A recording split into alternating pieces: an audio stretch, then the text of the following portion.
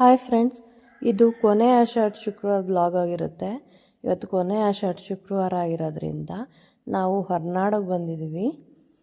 ಹೊರನಾಡು ಅನ್ನಪೂರ್ಣೇಶ್ವರಿ ದರ್ಶನ ಮಾಡೋಣ ಅಂತ ಹೇಳ್ಬಿಟ್ಟು.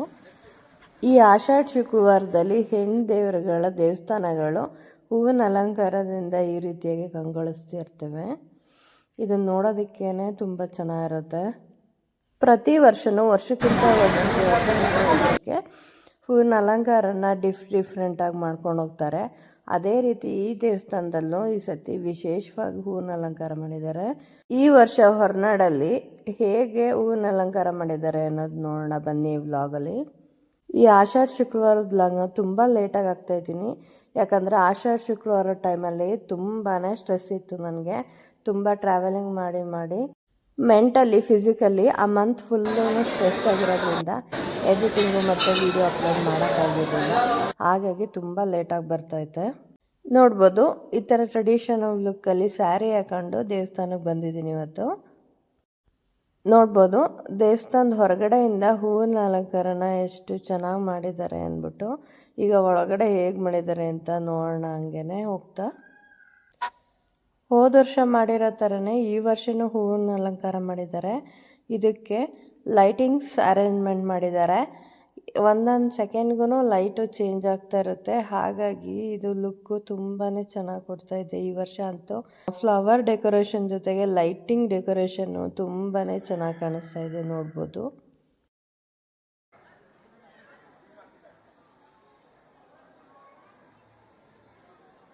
ನಾನಂತೂ ಈ ಹೂವಿನ ಅಲಂಕಾರ ಜೊತೆಗೆ ಲೈಟಿಂಗ್ಸ್ ನೋಡ್ತಾ ದಿಗ್ಭ್ರಮೆ ಆಗಿ ನೋಡ್ತಾ ಇದ್ದೀನಿ. ಇಷ್ಟೊತ್ತು ಹೊರಗಡೆ ಅಲಂಕಾರ ನೋಡಿದ್ರಲ್ವ, ಈಗ ದೇವಸ್ಥಾನದ ಒಳಗಡೆ ಈ ಥರ ಅಲಂಕಾರ ಮಾಡಿದ್ದಾರೆ. ನೋಡ್ಬೋದು, ಫ್ಲವರ್ ಡೆಕೋರೇಷನ್ ಜೊತೆಗೆ ಲೈಟಿಂಗ್ಸ್ ಅಂತೂ ಸೂಪರಾಗಿ ಮ್ಯಾಚ್ ಆಗ್ತೈತೆ. ನೋಡ್ಬೋದು, ಇವತ್ತು ನಾನು ದೇವ್ರಿಗೆ ಮಡ್ಲಕ್ಕಿ ಕೊಡೋಣ ಅಂದ್ಬಿಟ್ಟು ಮಡ್ಲಕ್ಕಿಗೆ ಏನೇನೆಲ್ಲ ತುಂಬಬೇಕು ಅದನ್ನು ಅರೇಂಜ್ಮೆಂಟ್ ಮಾಡ್ಕೊತಾ ಇದ್ದೀನಿ. ಈ ಕಡೆ ಒಂದು ಟ್ರೇಗೆ ಅಕ್ಕಿ ಹರಡ್ಕೊಂಡು ವಿಳ್ಯದೆಲೆ, ಅಡಿಕೆ, ಬ್ಲೌಸ್ ಪೀಸು, ಒಂದು ತೆಂಗಿನಕಾಯಿ, ಬಾಳೆಹಣ್ಣು, ಬಳೆ, ಒಂದು ಸಣ್ಣ ಬೆಲ್ಲ, ಬಳೆ ಬಿಚ್ಚೋಲೆ, ದೇವರಿಗೆ ಅಂದ್ಬಿಟ್ಟು ಸೀರೆ ತೊಗೊಬಂದಿದ್ದೆ ಅದನ್ನು ಇಟ್ಕೊಂಡು ಈಗ ಇದ್ರ ಜೊತೆಗೆ ಹೂವು ಇಟ್ಕೊಂಡು ನಾನು ಮಡ್ಲಕ್ಕಿ ರೆಡಿ ಮಾಡ್ಕೊಂಡಿದ್ದೀನಿ. ಈ ರೀತಿ ಸಣ್ಣ ಮಾಡ್ಕೊಂಡು ದೇವರಿಗೆ ಮಡ್ಲು ತುಂಬಕ್ಕೆ ಹೋಗ್ತಾಯಿದ್ದೀನಿ.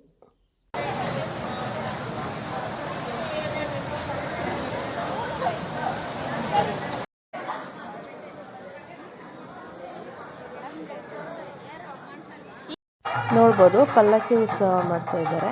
ದೇವ್ರನ್ನ ಪಲ್ಲಕ್ಕಿ ಒಳಗಡೆ ಪ್ರತಿಷ್ಠಾಪನೆ ಮಾಡಿ ದೇವಸ್ಥಾನ ಸುತ್ತ 3 ರೌಂಡ್ ಹಾಕಿ ಅದಾದಮೇಲೆ ದೇವಸ್ಥಾನದೊಳಗಡೆ ಹೋಗ್ತಾರೆ. ಈ ಪದ್ಧತಿ ಪ್ರತಿ ಆಷಾಢ ಶುಕ್ರವಾರದಲ್ಲೂ ನೋಡ್ತಾ ಬಂದಿದ್ದೀನಿ. ನಾನೀಗ ನೆಕ್ಸ್ಟು ದೇವ್ರಿಗೆ ಬೆಲ್ಲದ ಆರತಿ ಮತ್ತು ನಿಂಬೆಹಣ್ಣು ಆರತಿ ಮಾಡಬೇಕು ಅಂದ್ಬಿಟ್ಟು ಇಲ್ಲಿ ರೆಡಿ ಮಾಡ್ಕೊಳ್ತಾ ಇದ್ದೀನಿ. ಈ ಆಷಾಢ ಶುಕ್ರವಾರದಲ್ಲಿ ನಿಂಬೆಹಣ್ಣು ಆರತಿ, ಬೆಲ್ಲದ ಆರತಿ ಮತ್ತು ಬೆಟ್ಟದ ನೆಲ್ಲಿಕಾಯಿ ಆರತಿ ಆಗಿರ್ಬೋದು. ಈ ರೀತಿಯಾಗಿ ಆರತಿ ಮಾಡ್ಕೊಳ್ಳೋದ್ರಿಂದ ದೇವ್ರಿಗೂ ಖುಷಿಯಾಗುತ್ತೆ, ನಮಗೂ ತೃಪ್ತಿ ಆಗುತ್ತೆ ಮತ್ತು ನಮಗೂ ಒಳ್ಳೆಯದಾಗುತ್ತೆ. ಅದರಿಂದನೂ ಪ್ರತಿ ವರ್ಷವೂ ತಪ್ಪದೆ ಇದನ್ನು ನಾನು ಮಾಡ್ಕೊಳ್ತಾ ಬಂದಿದ್ದೀನಿ.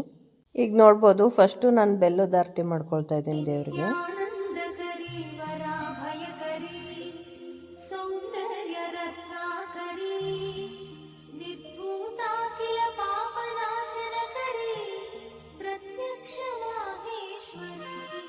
ನೆಕ್ಸ್ಟು ದೇವ್ರಿಗೆ ನಿಂಬೆಹಣ್ಣು ಆರತಿ ಮಾಡೋಣ ಅಂದ್ಬಿಟ್ಟು ರೆಡಿ ಮಾಡ್ಕೊಳ್ತಾ ಇದ್ದೀನಿ.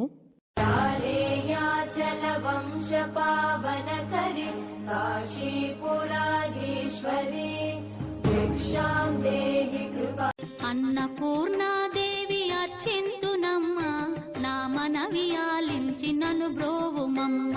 విశ్వైకనాథుడే విచ్చేయునంట, విశ్వైకనాథుడే విచ్చేయునంట.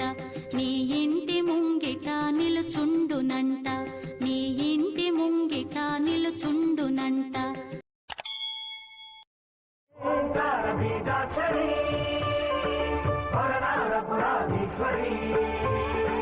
సౌభాగ్య భాగ్యేశ్వరి, సౌందర్య రత్నాకరి, సౌభాగ్య భాగ్యేశ్వరి, సౌందర్య రత్నాకరి, విద్యాన్నదానేశ్వరి, మాతా పూర్ణేశ్వరి, విద్యానందకరి, విద్యానందకరి భవతి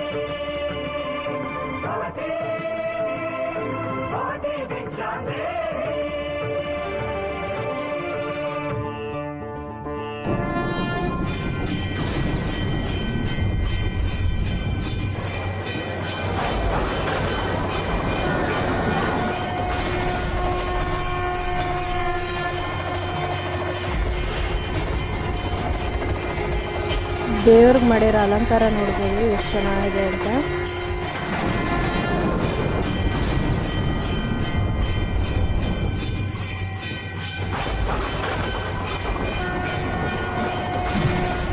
ಇಡೀ ದೇವಸ್ಥಾನಕ್ಕೆ ಹೂವಿನ ಅಲಂಕಾರ ಮತ್ತು ಲೈಟಿಂಗ್ಸ್ನ ಎಷ್ಟು ಚೆನ್ನಾಗಿ ಮಾಡಿದ್ದಾರೆ ಅನ್ನೋದು ನೋಡ್ಬೋದು. ದೇಹಾಲಯವೇ ದೇವಾಲಯವು, ಲೋಕಾನುಗ್ರಹವೇ ದೈವಾನುಗ್ರಹವು, ಪ್ರಣವ ಸ್ವರೂಪ ತೇಜೋಮಯವು,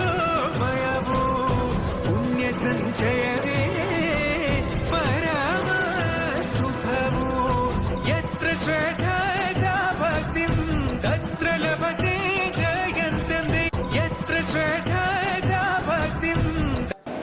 ಇವತ್ತು ಆಷಾಢ ಶುಕ್ರವಾರ ಆಗಿರೋದ್ರಿಂದ ಹೊರನಾಡು ಅನ್ನಪೂರ್ಣೇಶ್ವರಿ ದೇವಸ್ಥಾನಕ್ಕೆ ನಾನು ಮಂಡಲಕ್ಕಿ ಕೊಡೋಕ್ಕೆ ಅಂತ ಬಂದಿದ್ದೀನಿ.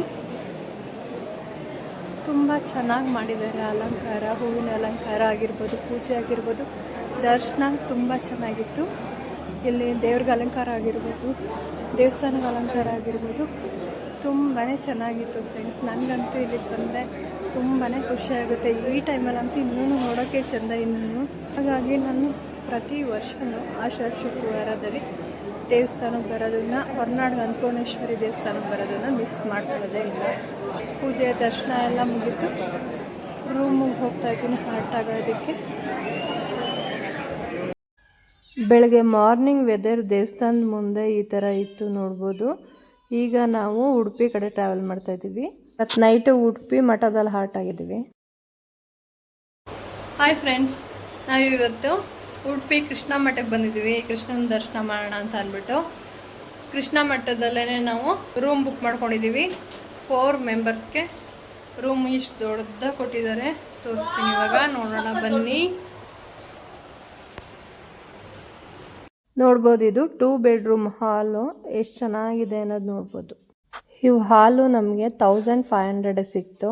ತುಂಬ ಚೀಪ್ ಅನಿಸ್ತು ನಮಗೆ, ಆರಾಮಾಗಿ ಸ್ಟೇ ಮಾಡ್ಬೋದು ಅಂತ ಅನಿಸ್ತು. ಮಂಗಳೂರು ಕಡೆಗೆಲ್ಲ ಬಂದಾಗ ತುಂಬ ಎಕ್ಸ್ಪೆನ್ಸಿವ್ ಇರುತ್ತೆ ರೂಮ್ ಚಾರ್ಜಸ್ ಎಲ್ಲ. ಉಡುಪಿ ಮಠದಲ್ಲಿ ನಮಗೆ ತುಂಬ ಚೀಪಾಗಿ ಸಿಕ್ತು. ಈ ಹಾಲು ನೋಡ್ಬೋದು ಎಷ್ಟು ದೊಡ್ಡದಾಗಿ ಎಷ್ಟು ವಿಶಾಲವಾಗಿದೆ ಅಂತ. ತುಂಬ ಚೆನ್ನಾಗಿ ಕಂಫರ್ಟಬಲ್ ಆಗಿದ್ವಿ. ನಮಗೆ ಮನೆ ಥರನೇ ಫೀಲ್ ಆಗ್ತಾಯಿತ್ತು. ನೋಡ್ಬೋದು ಎಷ್ಟು ದೊಡ್ಡದಾಗಿ ವಿಶಾಲವಾಗಿದೆ ಅಂತ. ನಮಗಂತೂ ಬಿಟ್ಟು ಬರೋಕ್ಕೆ ಮನಸ್ಸಿರಲಿಲ್ಲ.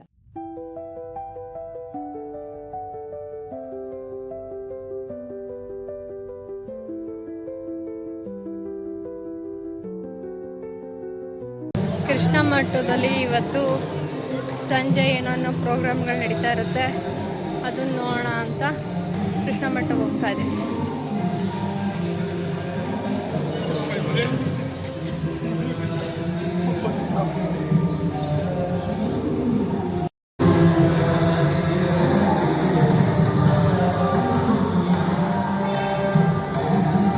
ಕೃಷ್ಣ ಮಠದಲ್ಲಿ ರೆಗ್ಯುಲರ್ ಆಗಿ ಡೈಲಿ ಇರುತ್ತೆ ಈ ಥರ ಕಲ್ಚರಲ್ ಪ್ರೋಗ್ರಾಮ್ಸ್ಗಳು.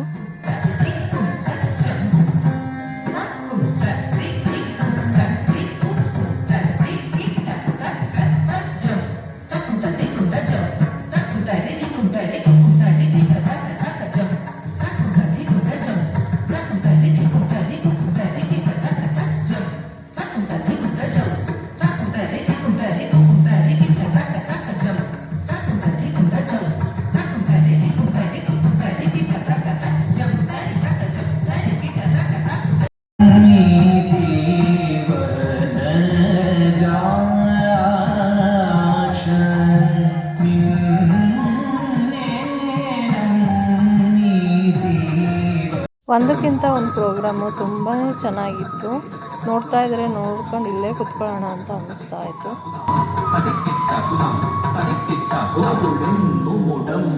ಮಕ್ಕಳು ಇತ್ತಿರಳಮ್ಮುಮಿದೊಕ್ಕೆಯ ನರ್ತಕರ ಕರಡೀನುಗಳನ್ನು ಕಡಲಿ ಉರಳು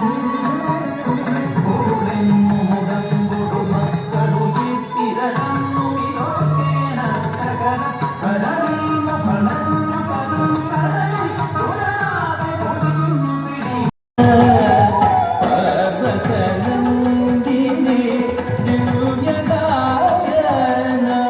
ಪರಮಶನಾದ ಪರಮೇಶ್ವರನ ಪರವಶನಾದ ಪರಮೇಶ್ವರನ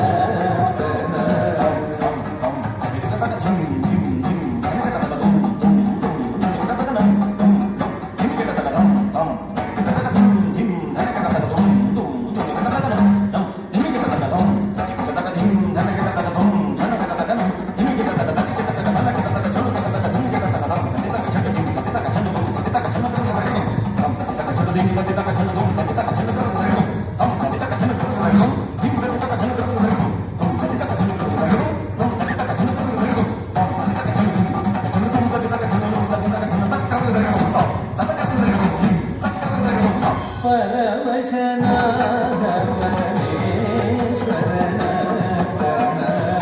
ಪರ್ವತ ನಂದಿನಿ ದಿವ್ಯದಾಯನ ಪರವಶನಾದ ಪರಮೇಶ್ವರನ ದೋಷ ಸಮಯದಿ ಪರಶಿವ ತಾಂಡವ ಪರಮ ಮಂಗಳ ಕಲಾ ತಾಂಡವ ಮನೋಹರ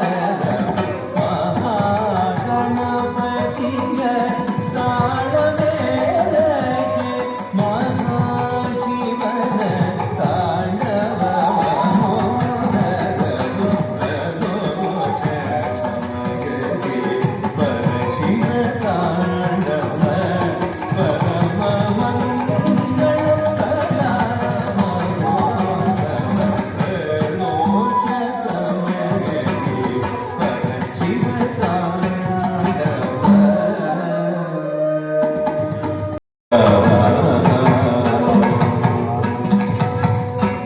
ಕೈಲಾಸವೇ ಧರೆಯಲ್ಲಿ ಕುಣಿಯುತ್ತ ಕಾಲವೇ ನಿಂತಿದೆ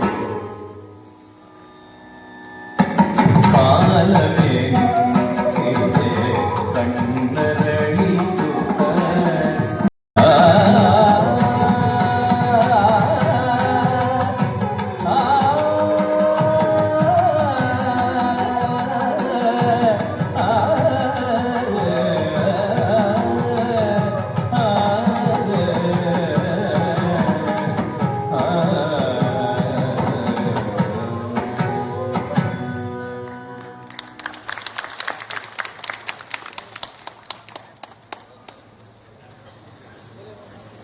ಈ ಪ್ರೋಗ್ರಾಮ್ ಮುಗಿಸ್ಕೊಂಡು ಈಗ ರೂಮ್ ಕಡೆ ಹೊರಟಿದ್ವಿ.